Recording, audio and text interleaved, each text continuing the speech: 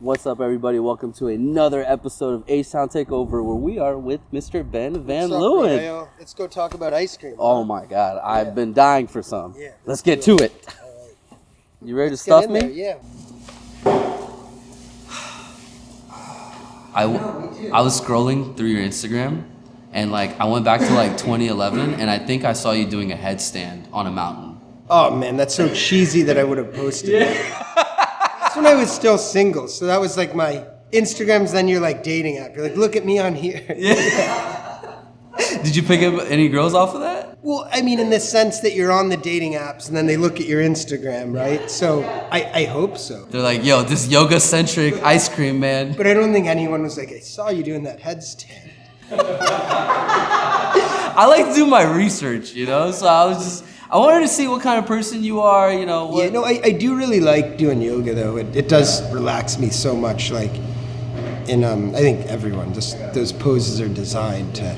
Yeah. It's kind of in the same way, the stuff we were just doing. It, does things to the glands and affects your endocrine system, so... I mean, you must have to do a lot of, physical exercise eating all the ice cream that you eat. Oh, yeah. I mean, I try to exercise every day, both for that reason and because it gives me so much energy. And Yeah. when I used to just work on the trucks and work in the stores more, it wasn't... I could kind of just do yoga because I didn't need cardio. Yeah. Moving around all day, but as we've grown and have more meetings, I feel awful if I'm just sitting all day. No, for sure. For sure. I think working out is the best way to start your day. Yeah. Because it really gets you in the right mindset. Not only that, you're awake actually, instead of I'm waking up. Yeah, totally. Scarfing down the coffee. But let's go ahead and get started. All right. You have your third location in Houston now, in Montrose. Tell me about that. We do. We opened a shop in Montrose Collective, which is a new development. One of the more, or maybe even most, beautiful retail developments I've ever seen. So there's an extraordinary variance of materials, meaning the developers used a lot of different kinds of materials when normally you might just use one kind of siding or one kind of flooring. So it gives you a super sort of warm, organic feel when you're there. Yeah. So we were excited to open there. We were also excited to open in that neighborhood in Houston because, as I think a lot of Houstonians know, Montrose is one of the most vibrant, sort of culturally diverse, culinary-centric neighborhoods in Houston. Absolutely. So we love it there. Oh, it is such a hip and trendy part of the city. They have murals out there. The color, you've seen the vibrant colors probably. Yeah, so great location. But so I've heard you say you sell happiness, not ice cream. Tell me about that. When did I say that? I saw this in an interview with, I think it was with Bilal, with Creator Labs. With Bilal. Yeah. I love Bilal. Yeah. That's true. And I mean, I think in a sense, my saying that, I don't think that was a brilliant observation. I think with non-functional foods, meaning foods that are sort of better for you, foods that are just made to be enjoyed, you are selling happiness, right? You're selling happiness in the moment. Yeah. So, because a food like ice cream it's not good for you, right? No. It's not. It's terrible. It's sugar, it's fat. Yeah. But if it makes you feel good, that is good for you in a way. So, our new tagline, not to be too PR-y, but it's a life without anything good is bad. And the idea behind that, and we spent actually about a year sort of figuring out what our voice was. So when we started Van Leeuwen 15 years ago, our voice was the way my founding partners, Pete and Laura, and I thought about food. And we were and still are obsessed with food and ingredients and where they come from. And we would spend paragraphs and paragraphs telling the stories of these ingredients, telling the stories of the pistachio farmers in Sicily, Italy, and these small chocolate farms that we source from in Ecuador, and the strawberry farm in Oregon, and the vanilla from Papua New Guinea in Mexico. And to us, that was really exciting. But we learned something, and this was an important lesson for us in marketing. when we started working with Whiten and Kennedy, which is a really good branding agency, about 2.5 years ago we started working with them, they said, guys, these stories are awesome, but we don't have the media budget to tell these stories. Meaning for you to explain to millions of customers, which is what we need to reach, that your chocolate is distinctly better sourced than most, takes a long time. 100%. To the average consumer, fair trade is the top, right? Yeah. But we would say, well, ours is not only fair trade, they pay even more, and it's biodynamically grown, and the farms that grow the chocolate have mangoes and ducks and mushrooms and squash as well, which is better for the soil and also better for the communities because they're not tied to one product. So these were the stories that kind of excited us, but we realized it's too hard to tell those stories to the consumer. So then the branding agency we worked with, who we did not hire and just say, hey, come up with a voice. We hired to help us find what we wanted to say and be able to say that efficiently and effectively. Yeah. And they said, what are we really doing here? And we said, we're trying to make really good ice cream. Yeah. And they said, good. And they said, we like this word good. Yeah. Because it's really powerful to say good. Saying we're trying to make extraordinary ice cream, we're trying to make the best ice cream. You don't believe it when people say that, right? Because A, there's no best. It's superlative. Yeah, so they said good is strong. So you're trying to make good ice cream with good ingredients that makes you feel good. So we got to this good place, right? And that good is connected to happiness.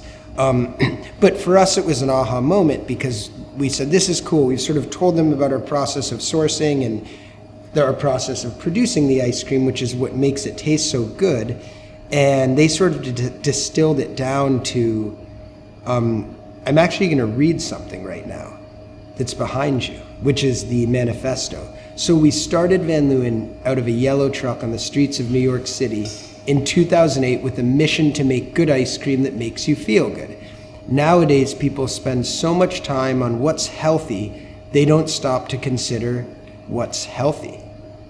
As far as we're concerned, happiness is healthiness. What could be happier than that magic combination of milk, cream, eggs, and cane sugar? Or coconuts, cashews, and oats for our vegan friends. Yes, our ice cream has fat, and that's okay. It's good, not good, bad. Good is choice ingredients, even if we have to go to Mount Etna to get them. Good is simple ingredients. If it's tough to pronounce, it's probably tough to digest. Good is harmonious ingredients. So we seek to satisfy omnivores and vegans alike. This is our way, the good way, the Van Leeuwen way, not just the best way to make ice cream, but to live. So that was important to us because it was part of what inspired us to start this business and go into the food business. Is I used to drive Good Humor ice cream trucks. That's how I got into the ice cream business over 20 years ago. 20 years ago when I was 18 years old. I saved money from doing that, and I traveled for a year. I went to Europe and Southeast Asia, backpacking around as a 19-year-old. So I was gonna ask you about that. Yeah. So, not to put you on the spot, but you like dropped out of college. You're like, yo, I'm out. I'm going to Europe, and you took off for 9 months. I did, yeah. I mean, I always planned. I'd like to tell this story as I dropped out of college. That's a cooler PR story. Yeah. But I always planned to go back. Okay. I always planned to go back, but something could have changed. Yeah. I never liked school. I really like learning. I'm a curious person. I love learning. But I think I was so traumatized growing up in a very traditional education system in Connecticut. Yeah. Not so traumatized, but slightly. That was super competitive. And I don't believe that ADD is a bad thing, but I had that thing called ADD, so school was a little harder for me. Were you bad at school, or did you just not? I wasn't terrible at school, but I had to work so hard, or it felt so hard to get a 2.9 GPA. Yeah. And this was in an environment in Connecticut, a suburb of New York, where it's really competitive, and there's a lot of really wealthy people, and a lot of kids go on to become bankers. So at that age, when that's all you know and that's your environment, you say, well, if I don't do amazing in school and get an internship in finance and go to one of the top 40 colleges, I'm just going to be a failure in life. So as I go up, I say, what a bunch of bullshit. You don't need So on the flip side, did you have like an entrepreneurial spirit? Because where I on the always- street is you flip some Oakleys back in the day. Whoa, yeah, I did. That was like the first sort of, I mean, I'd hardly call it a business, but when I was 11, and I grew up in Connecticut, and it was like a 40-minute train ride to Manhattan. I can't believe I guess I was allowed to do this and knew how to do this, but I would like take the train into Manhattan. I would go to Chinatown and I would buy fake Oakley sunglasses and resell them, not as real Oakleys, but I would pay $5 for each pair and then sell them at my middle school for $10.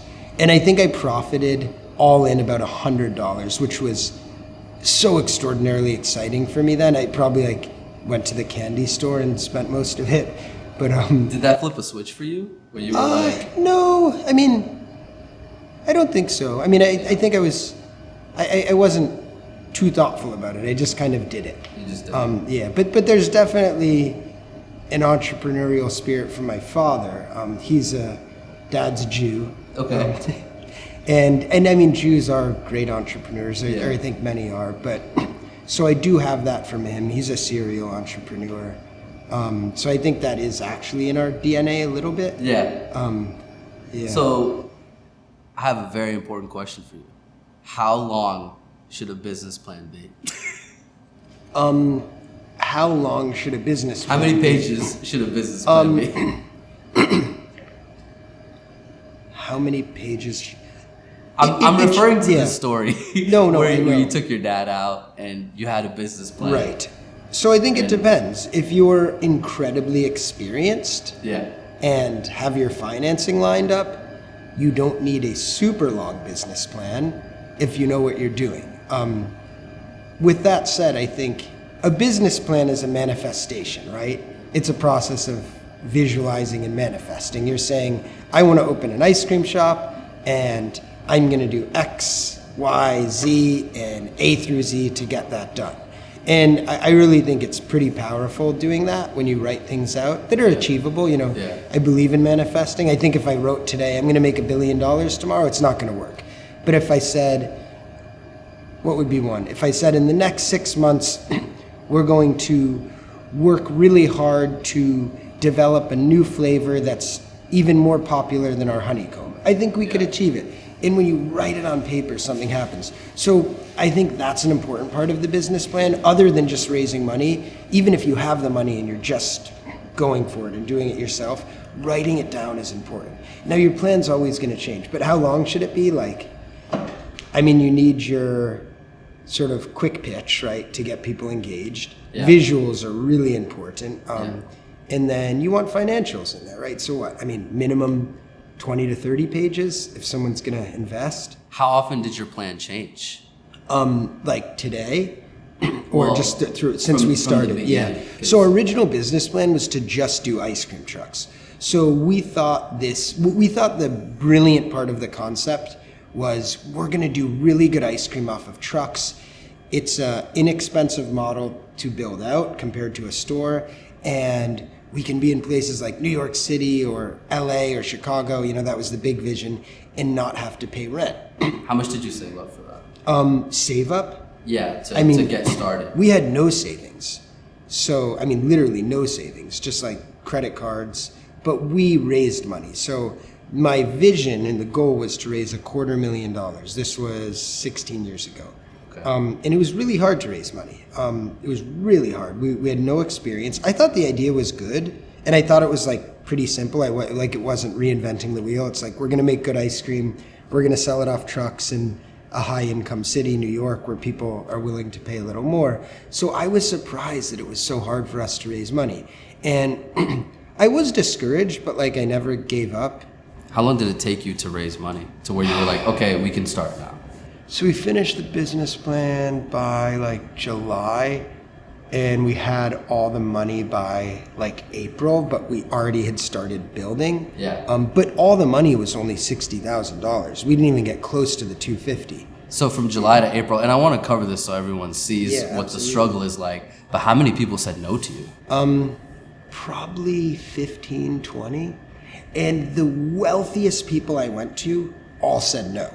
And I thought, maybe foolishly, I thought, well, if this person has 20, 30 million bucks, like, what do they care? They'll just, of course they'll invest. But for whatever reason, those folks weren't interested in investing. They were all really nice, you know. They just said, not right now, it's not a good fit. But our friends ended up investing, smaller amounts, as low as like 2,500 bucks, 5,000 bucks, which is cool because actually they all, not all, but like many of our friends still own a tiny piece of the company now because of that. So friends invested. In college, I took an investments course, and a venture capitalist came into our class once and spoke, and that was the only investor I had ever met. So I emailed my professor and I said, hey, I'm starting this ice cream company. Can I talk to that guy? And that guy was someone who, you know, now by the standards that we look for in investors would probably be a little small, but at that point, you know, minimum investment, you know, 5 to 10 million bucks. So it wasn't a fit, but I think my professor was really nice and he said, sure, I'll connect you. And Alan said, hey, Ben, you know, this looks awesome, but, you know, we really only focus on stuff that's much more mature. But that professor of mine ended up being one of our biggest investors, which was really, really cool. Yeah, so and we became really good friends. So that was nice. So he really believed in it. And came in. So how many random opportunities have like come your way since like this process? Because you know you're somebody that went through a lot of perseverance, right? Almost like I think you were telling me, or I saw in an interview, it took you about a year to come up with, you know, raising money, and then by the time you did all that, it's June, it's 80 degrees, you have your ice cream truck, you're on Wall Street, and you can't find a spot to park. What's going through your mind at that point? Yeah, and I just want to comment on the perseverance thing. I certainly did, but I'm hesitant to like make entrepreneurs like heroes and incredible, because like everyone has to persevere, even if you're not an entrepreneur and you have a regular job. Like personally and professionally, it's hard. Agreed. So, but yes, certainly it's stressful and it's challenging. But back to the question of like day one. Yeah. Right. Day one, like, because you're with Pete, your brother, Laura, that's your other co-founder. You guys are all together, and you can't find a space in Wall Street, and it's been so long to this moment. At that point, were you guys like, do we quit? So this was day one. Yeah. It had taken us 3 months to get a permit for our truck in New York City. So is this when you went back and forth because they kept saying that, oh, it's ready, and then it's not ready? They kept saying it's ready, it's not ready. We had to clean the truck, empty all the ice cream, wake up at 5 a.m. And it was hell, because it wasn't only the work. It was like, oh no, are we just never going to get a permit? Was this the shittiest idea ever? Like, is this thing just not going to work? We haven't sold ice cream in New York yet. So finally we get the permit. We're so excited. So excited. You know, I'm remembering now, it was really exciting. And it was June 21st, it was really warm out, and somebody in the truck business had said, you want to go to Wall Street. That's where you'll sell a lot of ice cream. We went to Wall Street, and we drove around for like 45 minutes, and we couldn't park. You know, there's just nowhere to park. So we're like, okay, I guess this doesn't work. And we had gone really early, like that we had left at like 7 a.m., gotten there at 8, and we wouldn't sell ice cream till like 2 or 3, but we wanted to get that spot. So by this time, it's probably like 10, 11, and we go, or maybe it's later, because we expected to be selling ice cream at this next spot. So we were in Manhattan, and we drove uptown to Canal Street, which is between Chinatown and Soho, and it's a really busy street. I don't know the actual foot traffic rate, but thousands of people walking by every hour. Extremely busy. So we thought, we'll sell ice cream here. We pull over. We have this homemade wooden counter that our brother made us for the truck. We put it in the window.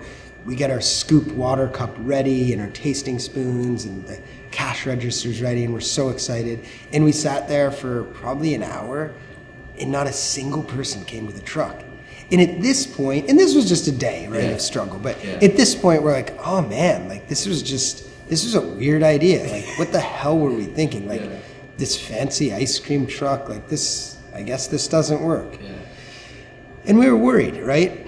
And then we like pulled, and then we decided to go into Soho, which on weekdays isn't as busy. It's a little slower. Yeah, so we thought, but it's nice. It's really a pretty area.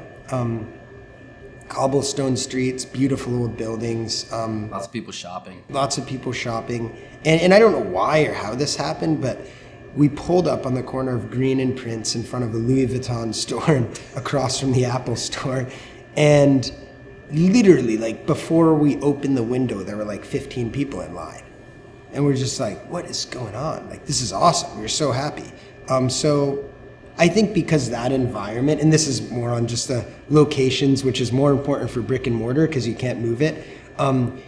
If you were doing something that isn't a utility and that isn't functional, like Home Depot, kind of doesn't matter where they are. If you need to go to Home Depot, you'll go to Home Depot. Of course. But if you want to get an ice cream or go to restaurants too, you might like seek one out. But ice cream is something that you want to sort of enjoy when you're in a good mood and when you're in a pretty environment. So even though that area had much less foot traffic, it was a much nicer place to be and spend time.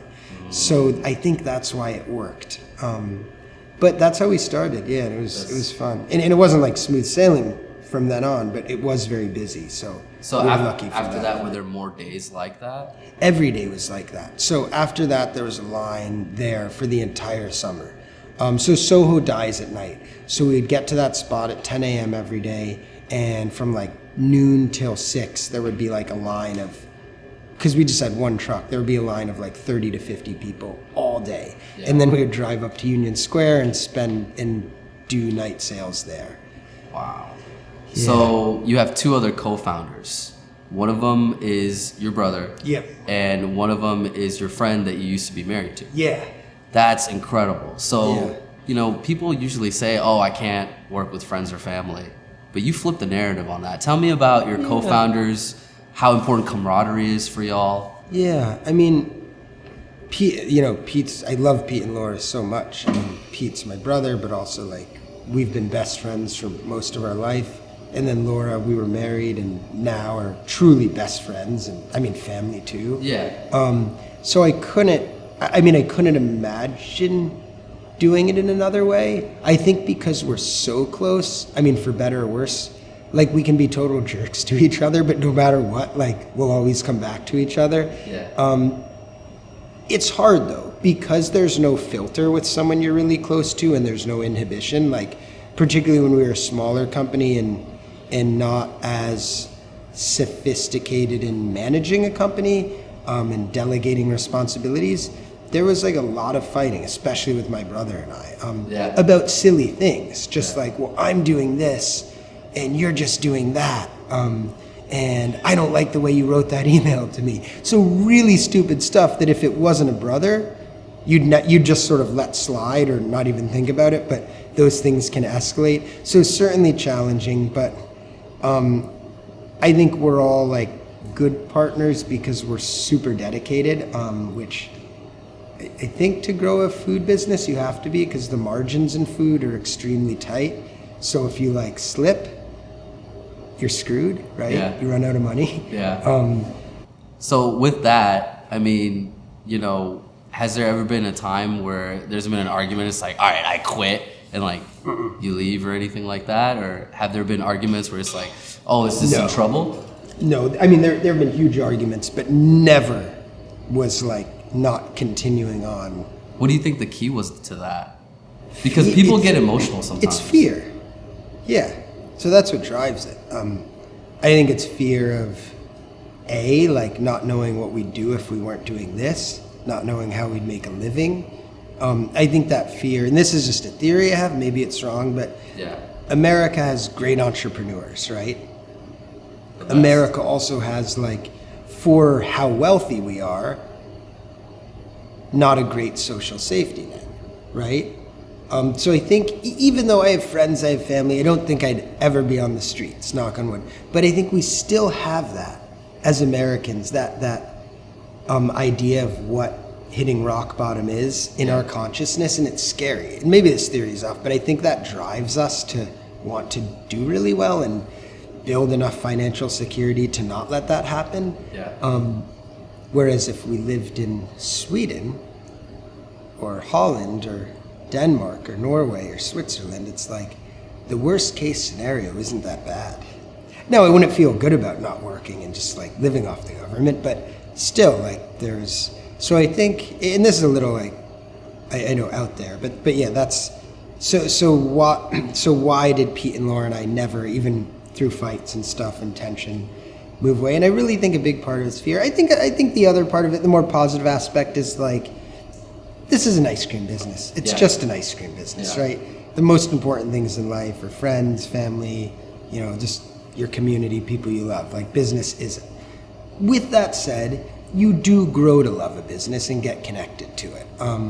So I think that's part of it too. Like, it's not our kid, it's not a thing with a soul, but it's something that we worked so hard on. So like, with every passing year, of course, we could never even consider giving up, no matter how much tension there was or fighting.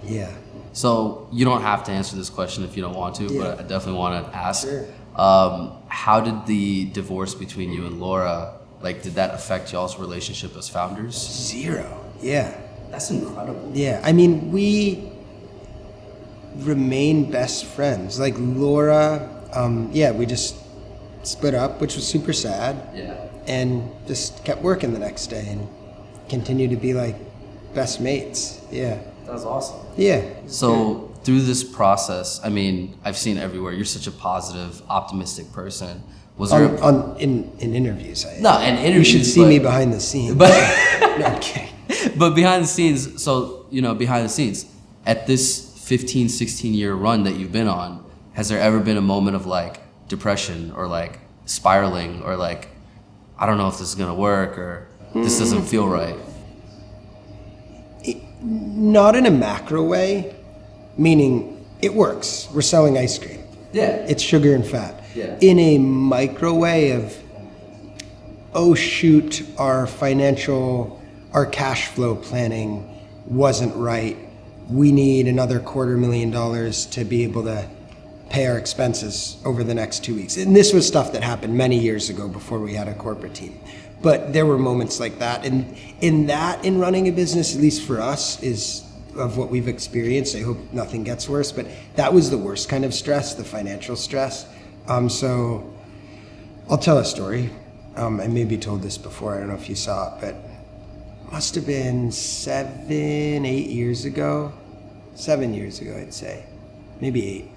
And very unsophisticated administration arm of our business. Operation. The corporate team was me and Pete and Laura, and there was nothing. Bootstrap. Yeah, not even a bookkeeper. Yeah. I don't know how we did our books. Or we had an office assistant who helped with the bookkeeping. And it was December 27th, and I was looking at our bank statements and cash, and I said, we have like 30 grand in the bank, payroll's probably 20. I'm sort of making these numbers up, but it was roughly that. And then we have to pay rent, which is another 20, and then there's these expenses, and then it's December, so we're cash flow negative because it's an ice cream company in winter. So I guess we need like $250,000 to survive. And I don't know how and we had like 4 days. So it was so unsophisticated and we're financially savvy, but one thing I've learned is cash flow planning is not an intuitive thing. You can intuitively say, we're gonna sell a lot of ice cream out of the store. I think this recipe works and it's cost effective. Sure. But cash flow is really hard to just intuitively grasp. It was a horrible kind of stress. We didn't have a bank who could help us because there's no collateral in a business like this. You don't own the real estate. So I went on the internet. I was like, I don't know what I Googled, but it was like emergency loan. And it was like, awesome, we found something. We could get funded in 24 hours at 34% interest. For 34% interest? Yeah, so I took a $250,000 loan at a 34% interest rate that had to be paid back in like 18 months or something. Okay. And it worked, And what's interesting about that is that sucked, right? But we weren't selling equity at this point.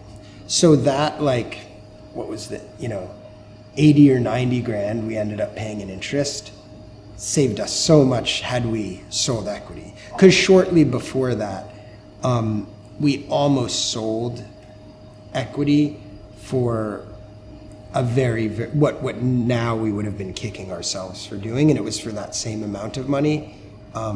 So yeah, in the long run it was okay, but really, really stressful. the financial stuff. So at moments like that, but even then, I never thought this isn't going to work just because it does work, you know? If you make a good product and try to create an environment that's pretty good to work in and that customers feel comfortable in, I think it works. Yeah. And then just watch your cash and watch your expenses. I mean, to get really technical, like one of the things that can make or break retail outside of creating a, you know, great product through environment, product, and service for the customer is labor management. So in retail, you have to manage your labor. And it can get out of control quickly. So if you don't have controls in place, that can, like, you know, in the restaurant business, you know, you look for like 10, maybe the greatest operators are doing a 20% margin. But so if your labor's like 5 to 10 points over, that could be your entire margin. All of it. Yeah, and if you're not managing it, like, you could get there. My family had 3 failed restaurants, so yeah, I'm so you guys well aware. know. Yeah. Dang, man, this is a lot of good stuff. I was not expecting you to give us so much good. Well, yeah, I like to do the technical stuff because it's Yeah. I find it boring to just say, hey, we make amazing ice cream. We're growing the business, you know. How do you? It's all awesome. Like it is awesome in that way, but it's hard too. No, and going to the hardness point, how do you cope with like stress or like a bad day? Man, actually, when I used to do more yoga, that really helped. Okay. But exercise always works for me. Yeah. Do you just put your hands up? Yeah, I don't like drink. If I'm having a bad day, I hate drinking. It's funny, that makes me much more stressed. So like the more stressful or not even the more, but the more we have going on with the business, I'll just take like 3-month breaks from drinking and not drink. That's just a weird personal thing because I think other people, it really helps them decompress.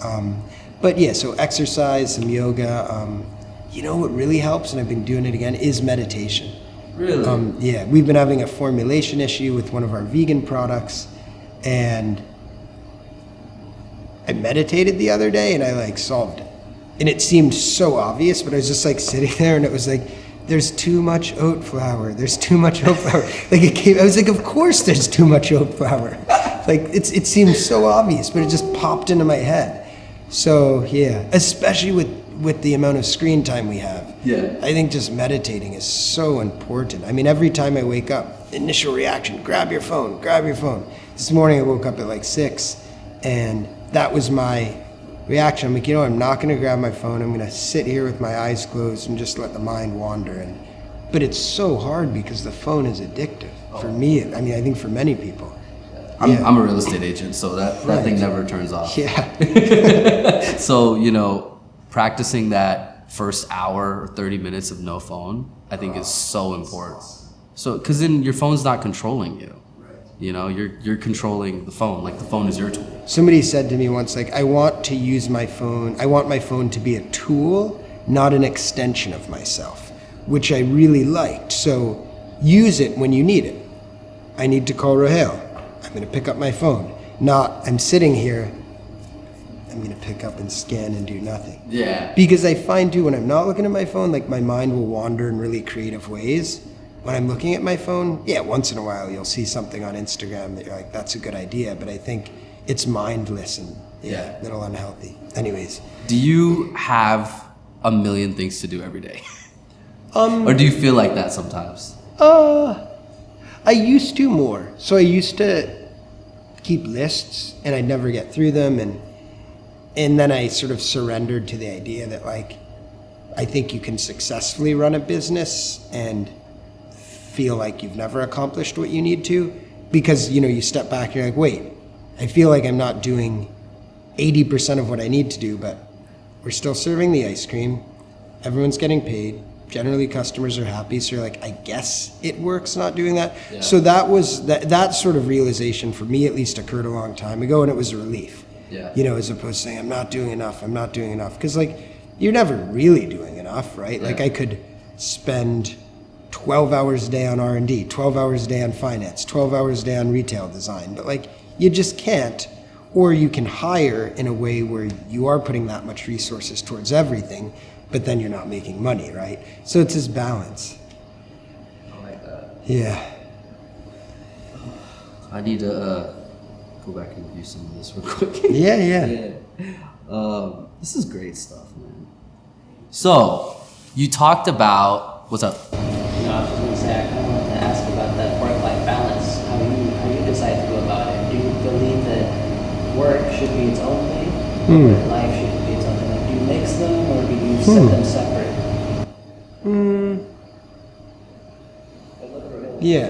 So Huh? Can you go ahead and ask me that result so we can get the shot? Yeah. So a question from our team was that, as far as work-life balance goes, some people separate work from life, and then some people kind of have it all intertwined. How do you do that? I mean, mine is pretty intertwined depending on what's going on in the business. I can't really, I'm not a workaholic, particularly I'm 38. When I was in my 20s and even early 30s, I could work 14, 16 hours a day and I'd be sort of exhilarated. Truth is, now if I do that, I just feel like shit. It's no fun. I'm not this is awesome, we're growing the business, it's all worth it. I'm I just physically and emotionally don't feel good. With that said, I'm not able to ever turn my mind off. So if there's something going on in the business that I'm stressed about, I feel like shit constantly. And it's pretty unpleasant. I think it's I'm not mean or anything, I'm just stressed, but with my girlfriend, it's just it's that's all I think about. I can't enjoy anything, and it's silly, right? Because it's just ice cream, it's just a business, I'm gonna be fine. But yeah, I'm so obsessive in that way. So I think I'm actually quite bad at that. Yeah. So I want to go back for a second. I think your sister worked with Goldman Sachs. Yeah. And you got her to give you a job in the finance industry. No. What happened there? Because I think I heard or I saw that you got a job in the finance industry or something like that. No? But I'll tell you what happened. What happened? Let me hear. So Jenny, I'm one of 4 kids. Jenny's the oldest sister. Okay. Jenny's super hardworking. She was an amazing student. She graduated. She got a job at Goldman Sachs. She did really well. She went on to work at another company and then started her own private wealth management firm. And meanwhile, I'm in college finishing up. I didn't do internships. I drove an ice cream truck in the summertime. I had a 2.7 or 2.8 GPA. But I wanted a good job and I wanted to make, a good amount of money. And I said, Jenny, can you please get me a job in finance? I want to make some money. It seems cool. I grew up in Greenwich, Connecticut. That's what the successful people do from there. And she's like, no. She's like, Ben, I can't. It's not she's like, how could I? These kids are the best students from the best schools and they've done internships. So no, she couldn't help me. No way. Yeah, no, of course not. Because nor would I have even liked that. I didn't even know what a job in finance meant. You know? I was just I'll make a lot of money. It seems cool, and it matches this sort of Hollywood vision of New York City that you see. Did that in any way connect to your inspiration for Van Leeuwen Ice Cream? Yeah, definitely. I mean, I was walking around the city going on job interviews for really boring jobs that also would pay very, very little. And I got one of those jobs, actually. I got a job as a media buying assistant. Media buying assistant. The labor laws were different in New York then. So my salary was $24,000 a year. And I would work 10 or 11 hours a day. And my job was to look at a spreadsheet, and it said what time different commercials had run for different brands on the networks. So if Nike bought the 12-minute, 37-second spot and it ran at 13 minutes, I would have to put a code in for discrepancy. That was my job. So I was I don't know why they don't have software that does this. For me, it was the worst thing I had ever done. And that is what inspired me to do this. When I went into that office, literally after the first day, I was so excited because I said, this is amazing. I know I can never do this, and I stayed 3 months and I was really motivated to write the business plan then and just be sure that I never had to do that again. So then I quit that job after 3 months. I started working as a server in a restaurant in Brooklyn, and I did that for like 9 months. And I had been a server throughout college as well. And then we sort of started the ice cream. It was a bit like I preferred being a server to working in that office. I like being on my feet, interacting with people, meeting new people, and actually made a lot more money too.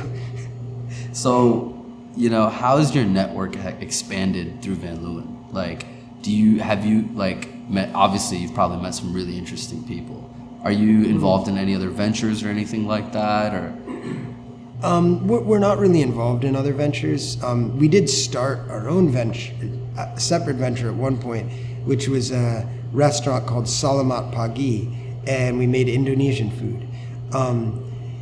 And that, we loved Indonesian food. There was virtually no Indonesian food in New York, so we said, and we cooked it a lot at home, so we said, why don't we make some Indonesian food? The ice cream business was still small. So we did that until actually like 2 years ago, we ran that restaurant.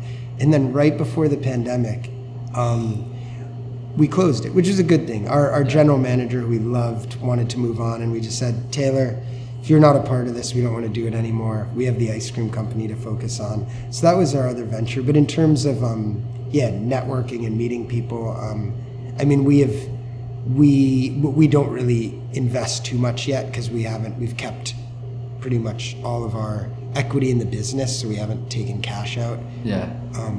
That was really interesting, and this is not a question, but I love just thinking about how you decided to take a loan and paying the 80-90 grand of interest was worth it than giving up the long-term equity and what that could be 100%, yeah. Basically, if you're starting a business, like, do everything you can not to sell equity. We started selling we did it right away with some friends and family because we had no cash, but we started selling meaningful amounts of equity 4 years ago when we did our Series A for, I think it was $4.5 million. And that was a much more considered choice. We said, okay, we want to do this kind of growth. We need money to do that. And it was also a decision that the dilution that would happen, the amount of our equity that we would lose, was worth avoiding financial stress because it just sucked, as opposed to saying, I want to maintain every bit so I can just be richer in the future. Like, then you're not really living in the moment, right? You could do that forever. You could just say, I want to hold on to it and be super stressed, but Yeah. How much time do we have, Jersey? I'm good on, I don't think I have anything after this. 15 minutes? Okay. What time is it? It is 10:15. Wow, okay. I'm really sorry, it's super unprofessional, but I need to use the bathroom. Go use the bathroom. Why is that unprofessional? Everyone has to use the bathroom. Alright, we're all set. Cool.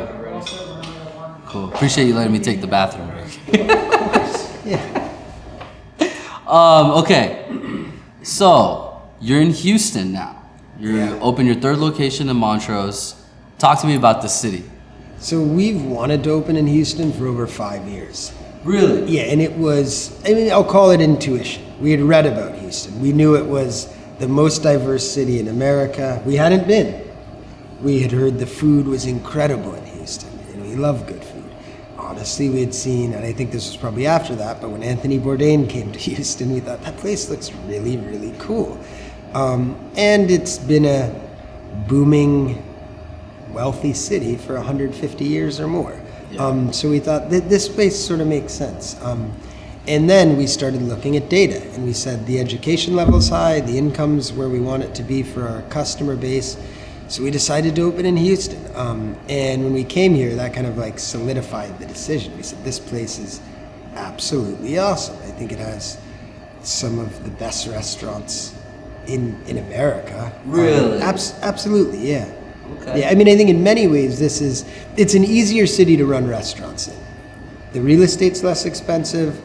The labor cost is lower, but on that on that salary, you can actually live a higher quality of life than you can with a higher salary in New York, which I think makes for happier people.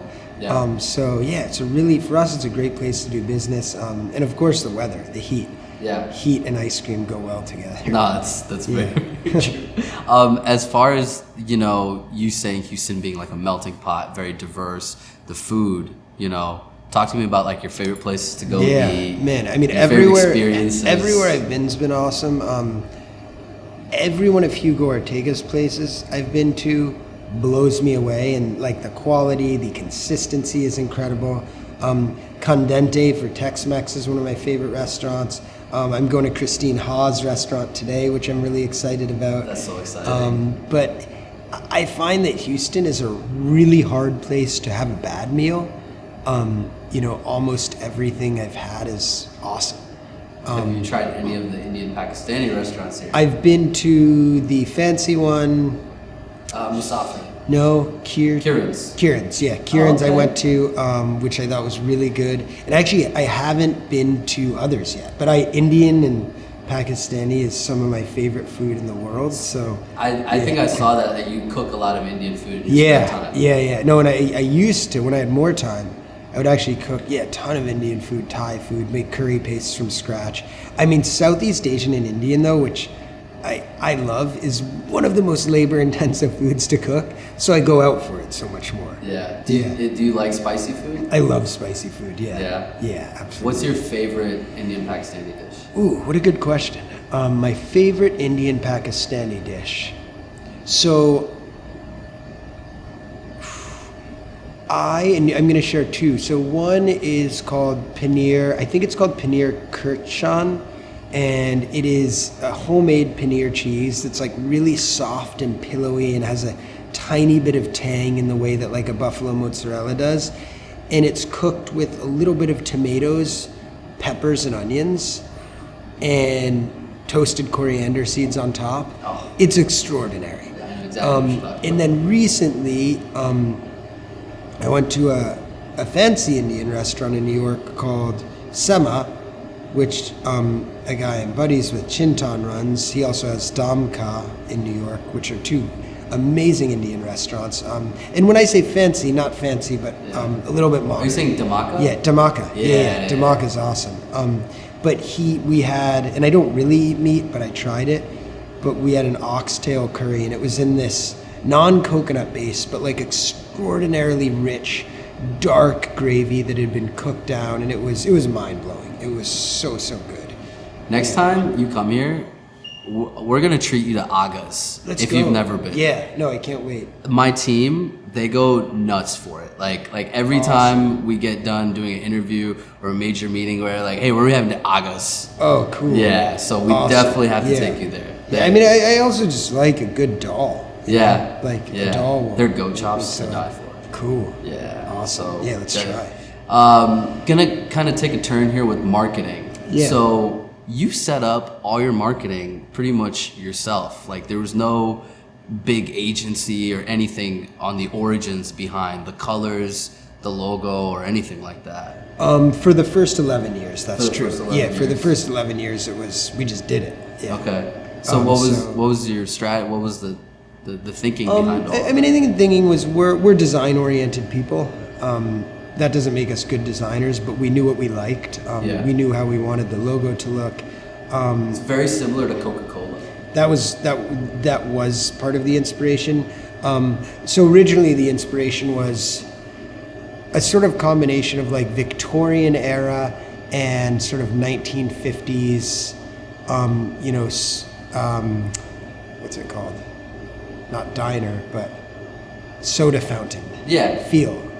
So he sort of took those two things and merged them. So like the soda fountain 50s feel was that soft logo. The Victorian part, which now we've completely departed from, was botanical drawings of every ingredient, which we used to have plastered all over our truck. It looked really pretty, but it was a little bit confusing for people because they were like, is this a flower truck? What's going on here? Yeah. So we moved away from that. We kept the logo, but 6 years ago, we started working with, maybe 5, a design agency called Pentagram. Really good one. They have an office in New York. And we said, we need to do a little bit of a rebrand. And they looked at everything and they said, you're all over the place, but the logo's awesome, so we're keeping the logo. And they sort of distilled, similar to when we went to the branding agency, Whiten and Kennedy, which works more on voice, not graphics. They said, what is it that you're doing? What are you trying to say? And we said, well, we use really good ingredients and we don't use any unnecessary ones. So they developed a package design which was quiet. So we looked at the market and everything was loud. It was saying a lot. 10 claims on the front of every package. This, that, this, just so much going on. They said, we have to be really quiet in order to stand out. So our package design is monochromatic. It says the name, our name, Van Leeuwen, and it says the flavor name.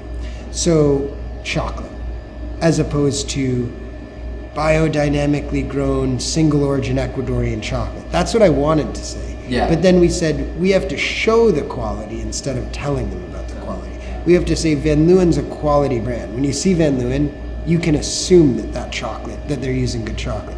So the front of the package is Van Leeuwen chocolate. Now when you turn it around, it talks a little bit about how we source it. But we didn't want to sort of bombard and confuse the customer with too much information, because a lot of what we think about in marketing, both in store for the customer experience here and when we're doing packaging, is we want to cut down on friction, right? Yeah. We want the process of them understanding what's being offered and deciding whether they want that or not, or what they want, to be as quick and easy as possible. Yeah. How do you get your intel on extraordinary ingredients? Like, how do you find the Ecuador farm that makes that specific chocolate, or the pistachios from Sicily? Yeah, so since we've grown to be still by American standards a very small company, but a bigger company and a well-known producer of high quality ice cream, a lot of people come to us, wanting to sell ingredients. So we don't even need to do that much research for things like chocolate, because there's so much coming in that we can sort of taste and try and figure out if they can supply us what we need and if the price works. Has there ever been a moment where it's tough to pick which one to go with? It's like, oh, I like this, but this tastes really good too. It's like, yeah, I mean, with the pistachio is a good one. So we use pistachios from Bronte, Sicily. They're grown on Mount Etna, the volcano, and they're basically wild pistachio trees. There's no fertilizer. They don't even water them. They're delicious, though. I mean, they're the best pistachios I've ever tasted. It's also far and away the most expensive flavor we make. So for years, we've tried to figure out ways to save money on that flavor, because we barely make a profit. And the only way is using different pistachios. So we do this every 2 years. We make 5 batches. We do a blind taste test. We use past pistachios of different origins, but it never works. The Sicilian, even in blind taste tests, everyone agrees is so much better. So that's one that we haven't been able to stop using even as we grow. Because, for example, if the taste was just as good on the others, then why spend more, right? Yeah. It's not serving our customer. But so yeah, that's been one that's difficult, but not difficult. What's your favorite flavor? Totally depends on the day, but I really like Give me a top. praline butter cake. So sweet cream base with a little bit of Mexican vanilla, and then candied pecans and sort of gooey, soft chunks of butter cake. I love that one. That's the one you recommended to me. In And Rice then Village. for a more sort of elegant flavor, the Earl Grey tea. Sweet cream base, and then we steep black tea, which is infused with bergamot citrus oil. That's what makes it Earl Grey. Yeah. And Is there caffeine in it too? It's caffeinated, yeah. Okay. Really good flavor, super popular too. Okay, all this time to talk about ice cream. I think it's time, right? Awesome. Try it. But first, before you go ahead, can you give me an outro just in case? Yeah. I want an outro from here. Yeah, actually, I'm gonna, can you hand me that bag right there? This bag right here. All right. So, this is it's not ice cream, but this is a present from our team for you and your founders. It's a little something. Thank you so much. Yeah, absolutely. Should I look at it now? Yeah, why not? Awesome.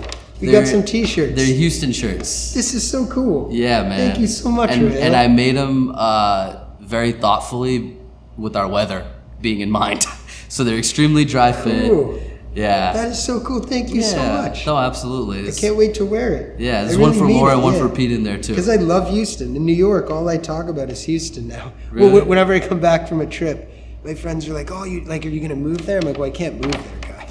Why not? Nah, I got factory friends. I'm just kidding. I'd have Jeremy now. Yeah. Jeremy's here. Yeah. I hope Jeremy would like that.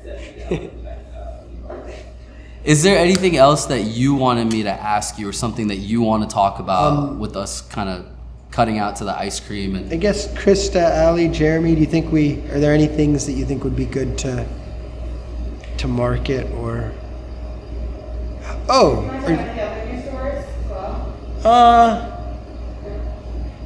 No, I mean, not for this, because this is long.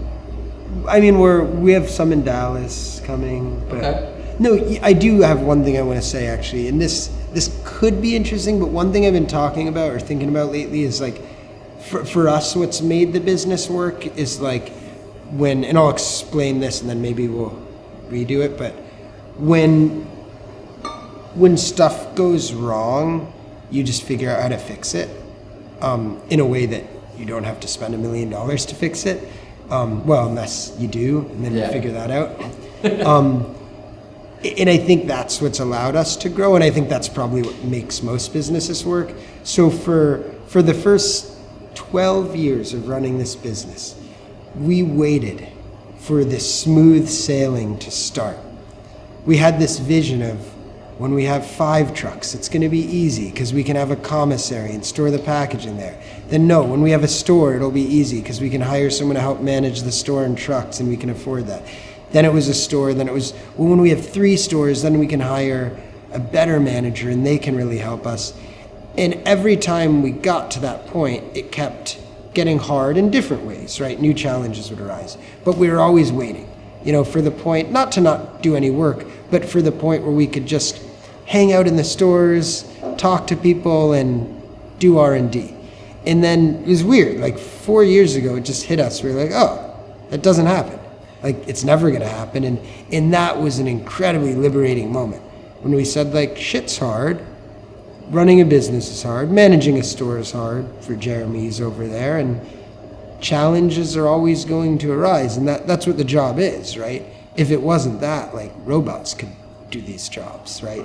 Just serve the ice cream, do this. But so that, and maybe what I'm stating now is really obvious to many people, but for us, it was this moment where you said, oh yeah, running a business, growing a business, what makes it work is figuring out how to fix shit when it breaks. Yeah. Yeah. So that's I don't think that's that well known, because everyone has that moment. And I probably had that in my third year of real estate, where I was like, oh, okay, once I sell a property like this, I'll be good, and I can, you know, invest in a team and have agents underneath me. Oh, when I do that, and guess what? It's never happened. Yeah.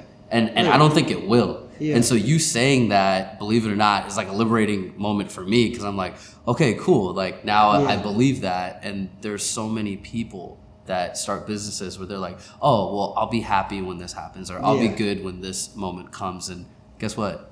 It never happens. Well, and I think it's particularly, it's a powerful idea or a powerful misperception of what it's actually going to be like. And I think part of that might just be a little bit of Hollywood, because we see these visions of the boss sometimes, right, in older movies, and the boss is hanging out, their feet are up, and life is kind of easy. But I remember I went into, this was 3 years ago, and I went into our Upper West Side store.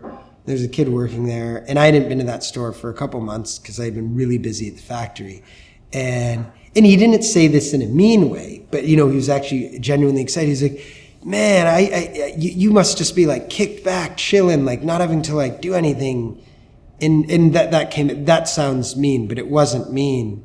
And I think that was the sort of common perception that like that's what it is like to run a business that's grown and is this big. But it is really hard. So I know a lot of entrepreneurs and aspiring entrepreneurs watch this. So if someone had told me that early on, I think I would have been happy early on, because I would have been more in the moment and not felt like, okay, once I get here, I'm going to feel good and not stressed. And it's less stressful if you know that this is just part of it, you know? It's tough, you know? When stuff goes wrong. When that person said that to you, did that kind of like upset you a little bit? Like, a little bit. I was like, no, Brandon, like, I admit the factory every day, we just renovated, you know? Like, it's incredibly hard. Yeah.